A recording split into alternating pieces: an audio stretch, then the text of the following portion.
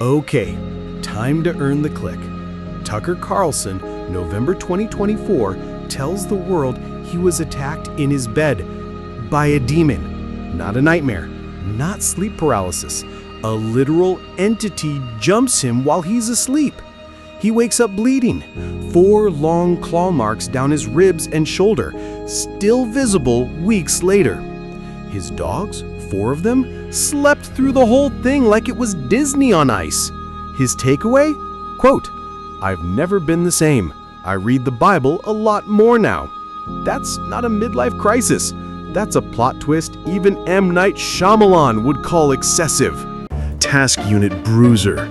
Oh boy, the most decorated special ops crew of the whole Iraq mess.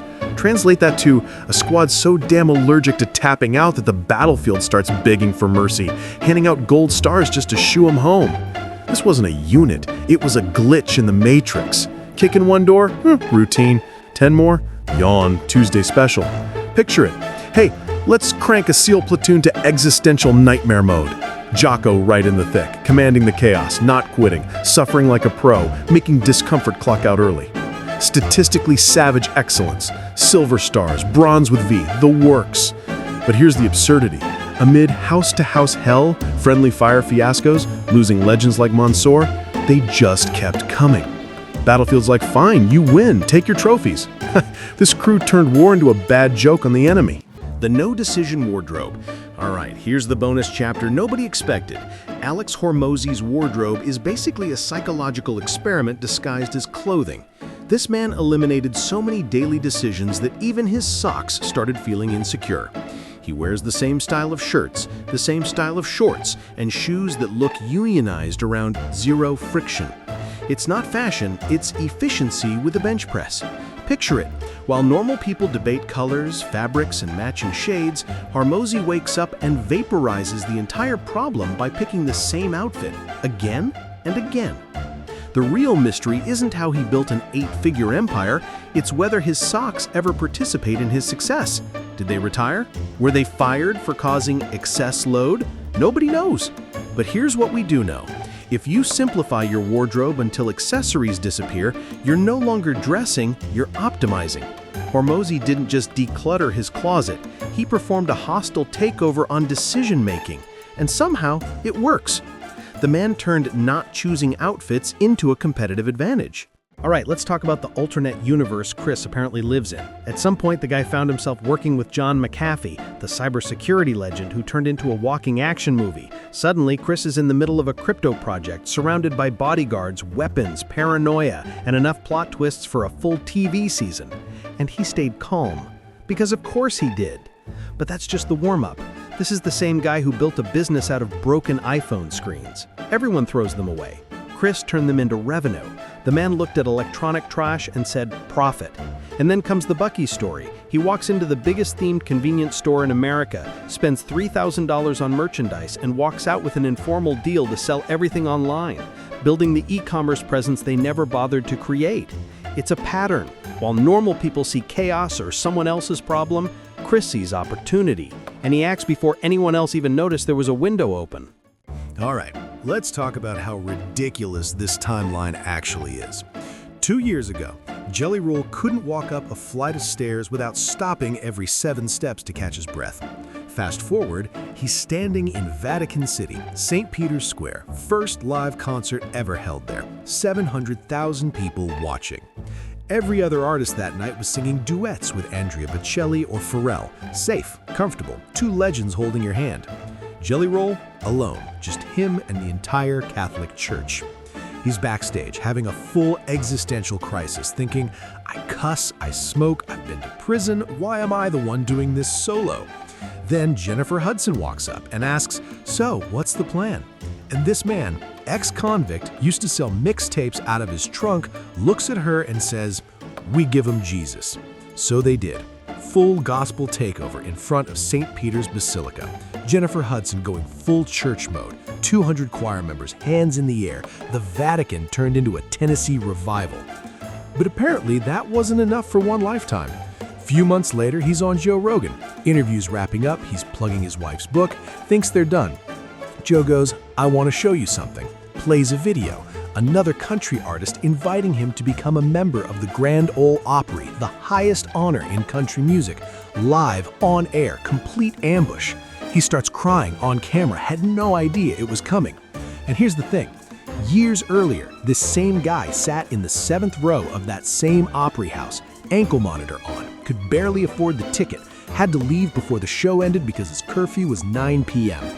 Now his name goes on the wall next to Johnny Cash, from ankle monitor to standing ovation. Same guy who a few months before the Vatican went bow hunting for the first time, saw a deer 20 yards away, got so nervous he stood up, farted, and almost shit himself, with Cam Haines sitting right behind him. That's Jelly Roll.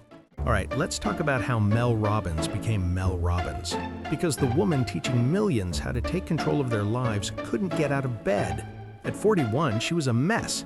Marriage falling apart, serious money problems, career in ruins, drinking too much. Every morning she'd hit snooze over and over because the anxiety and shame were so heavy she couldn't face the day. Her kids were missing the school bus because she couldn't get up to wake them. Then one night, she's lying on the couch watching TV. A commercial comes on. There's a rocket launching. 5, 4, 3, 2, 1, liftoff. And she has what she later called a stupid idea. Tomorrow morning, I'm going to launch myself out of bed like a rocket. I'll move so fast that the anxiety won't have time to pin me down. Next morning, alarm goes off. Instead of hitting snooze, she counts backwards. 5, 4, 3, 2, 1, and she stands up. That's it. That became the 5-second rule, a TED Talk with over 30 million views, a best-selling book, a career as one of the highest-paid speakers in the world, all because a broke, anxious 41-year-old woman saw a rocket on TV and decided to pretend she was a spaceship. She didn't have a plan, she didn't have motivation, she had a countdown and the willingness to stop lying to herself. That's Mel Robbins.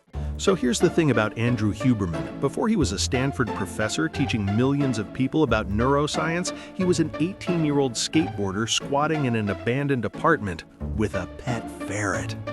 July 4th, 1994, Huberman's girlfriend had just broken up with him. He went to a barbecue at a friend's house. 4 guys were robbing the place. His friends ran. He stayed and fought. Knives came out, bottles, the kind of situation where you realize things could go very wrong very fast.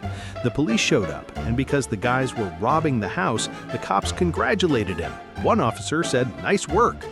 Huberman walked back to the squat where he was living. No rent, no furniture, just him and his ferret. And he had this moment where he thought, "I'm officially a loser."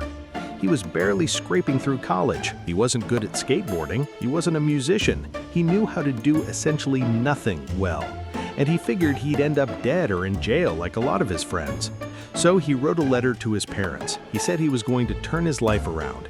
He realized he was good at one thing, memorizing stuff, which meant maybe he could survive med school.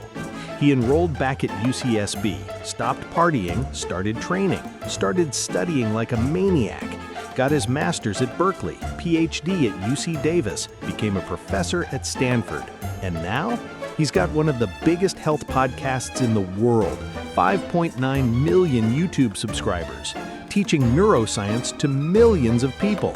Same guy who is living in a squat with a ferret. That's Andrew Huberman. Now, the cherry on top. 100% true story, told by employees who were there and confirmed in Walter Isaacson's biography. Regular afternoon at Atari headquarters. An engineer walks into the executive bathroom to take a quick leak and finds Steve Jobs, pants rolled up to his knees, both feet in the toilet bowl, eyes closed. Dead silence. Guy freezes in the doorway, not sure whether to back out quietly or just pretend he saw nothing. Steve Jobs opened one eye, calmly says, "Cold water helps me think," and closes the eye again. The engineer decides he'll use the bathroom in the next building for the rest of his life. And Steve Jobs gets moved to the night shift, so he has less contact with coworkers.